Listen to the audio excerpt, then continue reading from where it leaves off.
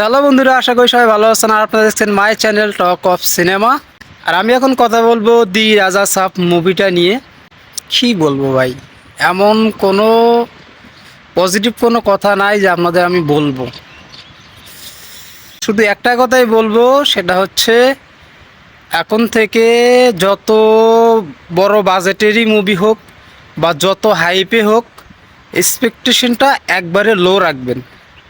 কারণ আমরা একটা মুভির ট্রেলার দেখে বা বাজেট কত সেটা শোনার পরে একটা মুভির প্রতি আমাদের একটা এক্সপেকটেশন হাই হয়ে যায়, কিন্তু মুভিটা যখন আমরা দেখতে বসি সেই জায়গাতে দেখা যায় যে আমরা যতটা এক্সপেক্ট করছিলাম তার অর্ধেকও আমাদেরকে ফিল আপ করতে পারে না।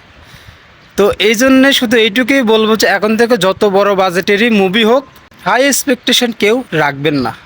তো ভাই, এটা নিয়ে আর বেশি কিছু আমি বলবো না। মেকারদের উপরে আমার একবারই বিশ্বাস উঠে গেছে। তো যাই হোক, আজ এই পর্যন্তই। আশা করি সবাই ভালো থাকবেন। দেন বাই।